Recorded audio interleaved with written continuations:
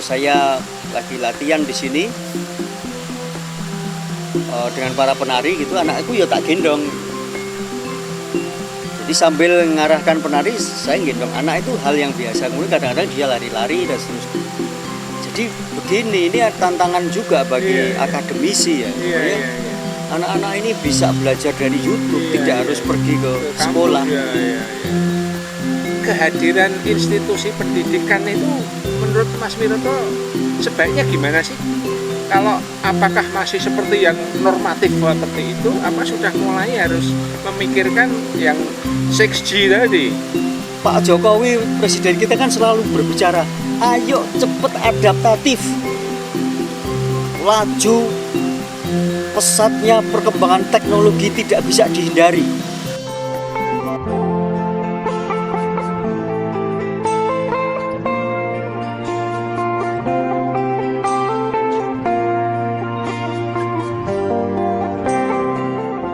Indonesia, negeri nan elok, bagaikan sepotong tanah surga yang kaya budaya dan objek wisata. Keanekaragaman budaya dan kekayaan alamnya yang membentang dari Sabang hingga Merauke, dari Myanmar hingga Pulau Rote, sungguh indah nan mempesona dengan semboyan Bhinneka Tunggal Ika.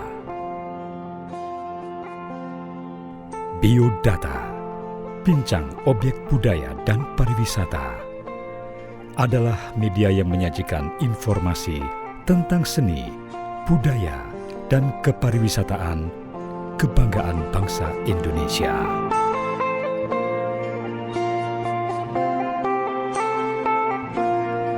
Biodata memang istimewa.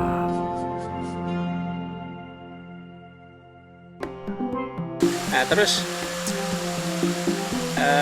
tadi kan saya lihat putra-putrinya Mas Wiroto kan ternyata juga sudah mulai muncul ini warisan dari Mas Wiroto ya. Semuanya menggeluti di dunia seni, mungkin sing barep tapi seni musik ya, atau sing ragil seni tari ya.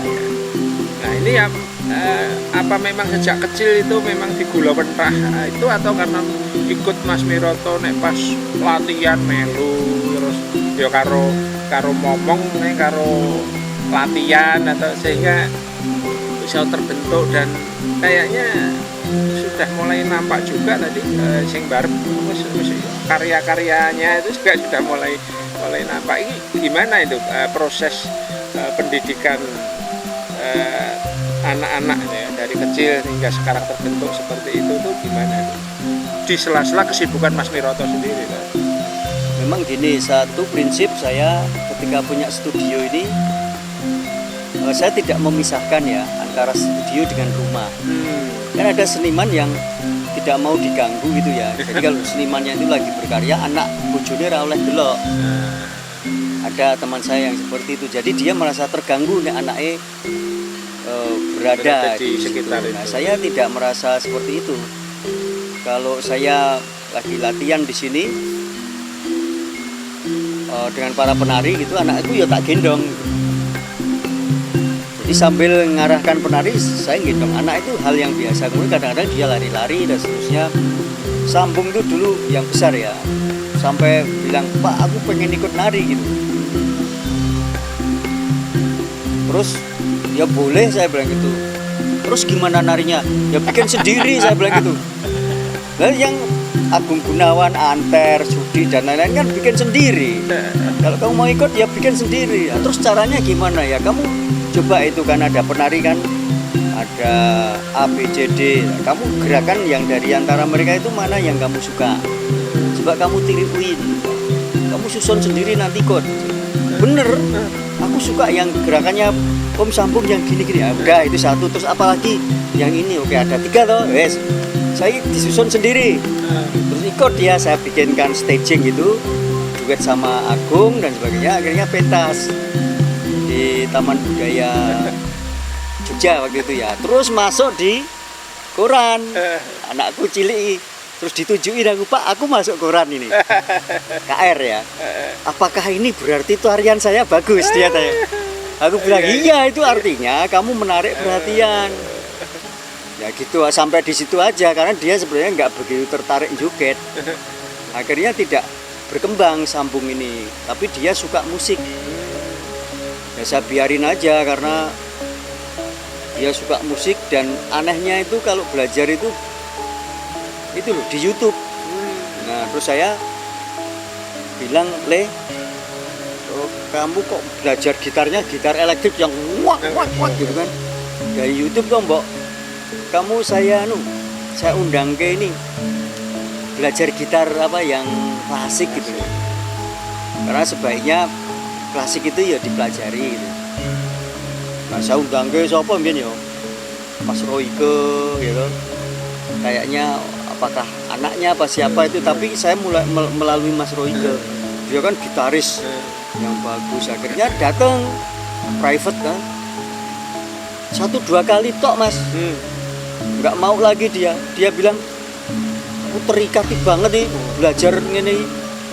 Tapi kalau dengan YouTube aku bisa belajar jam 2 malam, pulang dari kegiatan mana belajar gitu. Jadi dia pengen kebebasan. Ketularan bapaknya itu. Nah, aku nggak ngerti, Mas. jadi begini, ini tantangan juga bagi akademisi ya. Iya. Anak-anak ini bisa belajar dari YouTube, tidak harus pergi ke sekolah. Iya. Dan nyatanya dia jadi gitaris dan cukup laris, dan akhirnya sekarang kan bikin semacam PT itu ya, company namanya Soundlit. Nah ini cerita sing gede ya, sing cilik ini suka nari ya. Beberapa kali itu juga ngomong, Pak, aku seneng nari ya ora apa-apa. Terus oleh ibunya didorong ikut nenggone Pak Tejo ya, Mas Tejo itu ya. Tapi kan galak banget jarene anakku, Pak Tejo galak banget. Yo memang harus gitu. Nah, kamu kalau kurang merendah ya di ngenaike, memang harus begitu. Suatu saat juga saya mau ke Korea gitu ya, Pak, aku melu ikut ning Korea. Ya ora apa-apa, gawe dhewe sama kan. Iya. Kamu bikin sendiri. Akhirnya dia juga kemudian menciptakan sendiri.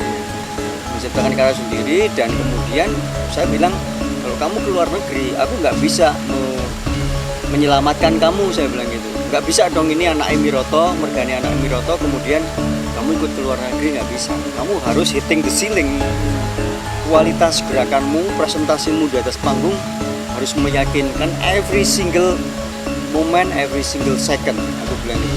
Nggak bisa kamu lepas 1 detik pun di atas panggung. Kamu nggak bisa dong melakukan koreografi kemudian apa lupa, apa ini off, nggak bisa. Saya suruh menguasai benar setiap detik itu. Ternyata berhasil. Akhirnya dia tidak kelihatan lagi ini karena anak Emiroto, cukup tampak profesional. Nah sekarang ini karena dia itu merasakan bahwa dirinya itu berbakat di dunia tari, dia masuk di SMKI.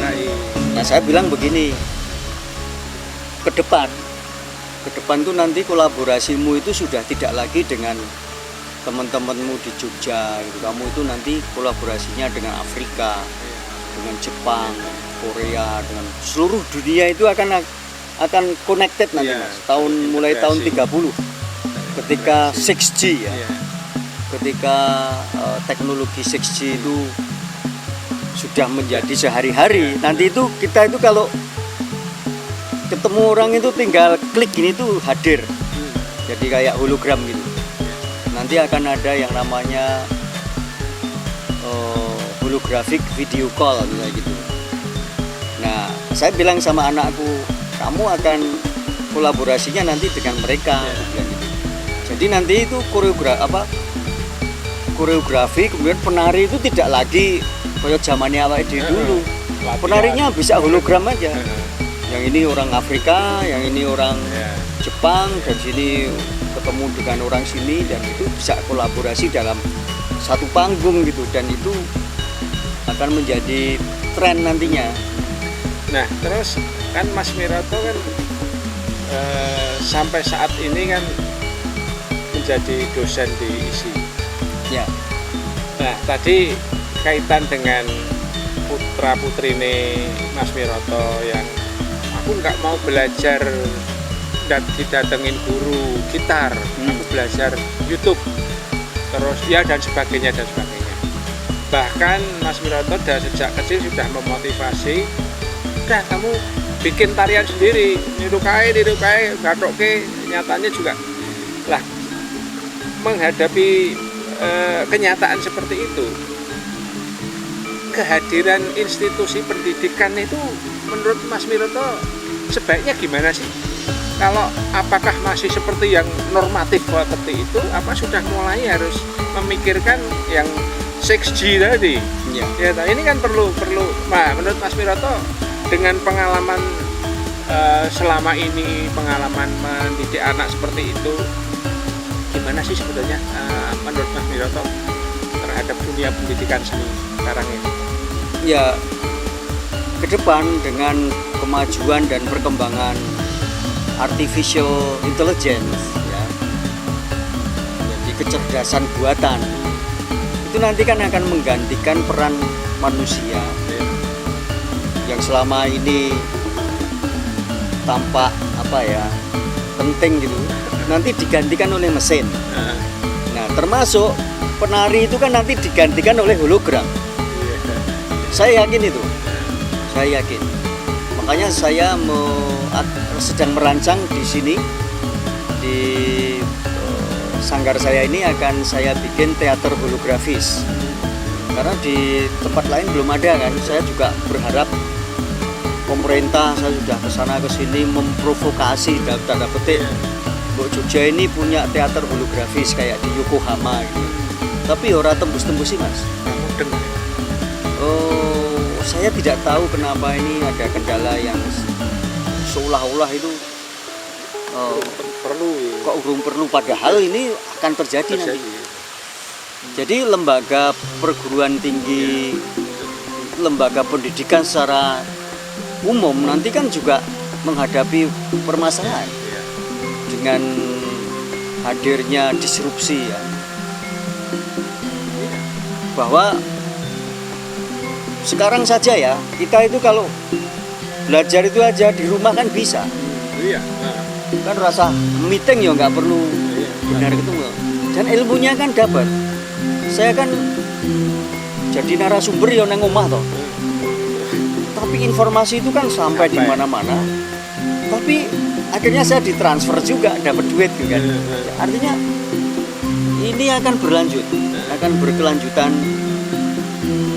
menjadi tantangan kita bersama sebagai dosen, sebagai lembaga perguruan tinggi yang memang harus memikirkan dan adaptasi ya terhadap perkembangan teknologi, terutama setelah 5G ini menjadi 6G.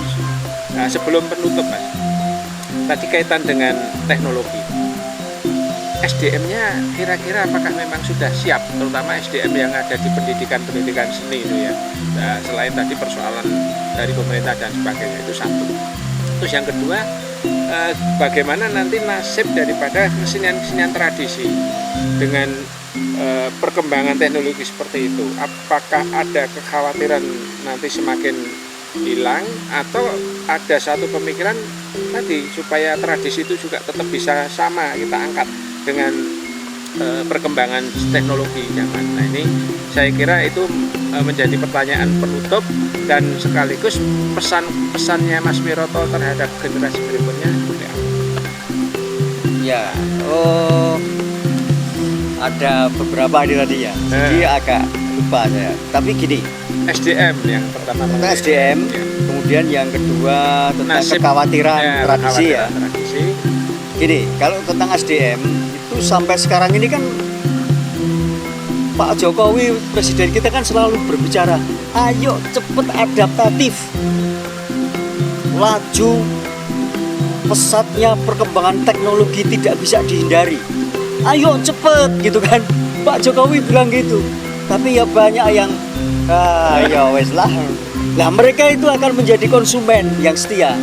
Karena, wah apa iki, aku tuku gitu ya. Cuman gitu doang, tapi tidak merespon kan. Jadi SDM itu kalau tidak siap untuk merespon, akhirnya jadi konsumen aja. Tapi tidak bisa merespon secara kreatif, kemudian oke lah ini ada. Contohnya begini mas, ketika Bandara Yogyakarta International Airport, iya, itu lagi akan dibangun. Banyak investor datang mas, karena ngerti di situ nanti akan ada bandara, aku beli tanah di sini, nanti pada saatnya akan naik harganya. Itu orang yang pinter toh.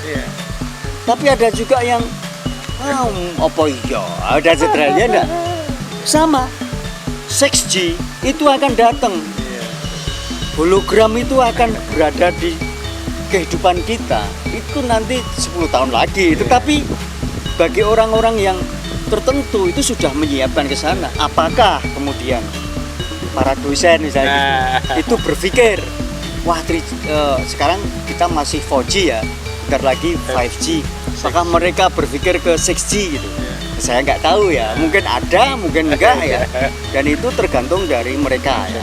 Tapi SDM ini jelas didorong oleh pemerintah untuk menyiapkan diri adaptasi terhadap laju perkembangan teknologi yang tidak bisa dihindari.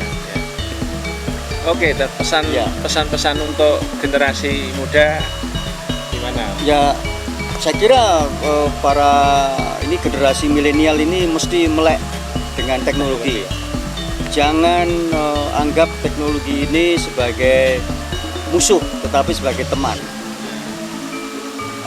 Harus dirangkul, harus dipelajari, digauli, harus didekati dan disenangi, disayang, dimanfaatkan. Karena teknologi ini bersifat ada dua kan, bisa negatif, bisa positif. Jadi sifat teknologi selalu netral kan. Nah, sebaiknya kita gunakan sebaik-baiknya supaya dunia tari juga tetap bisa menggunakan teknologi. Apapun di dalam kehidupan kita membutuhkan teknologi supaya hidup semakin lebih nyaman, optimal, maksimal, dan saling menguntungkan kan. Jadi saya kira terima kasih Mas Miroto atas wawasan yang disampaikan sore hari ini. Sebetulnya memang kurang ya, tapi karena memang waktu ya, nanti di kesempatan lain kita masih bisa mohon waktu untuk berbincang-bincang. Terima kasih ya kepada Mas Miroto. Salam untuk keluarga dan jaga kesehatan. Terima kasih.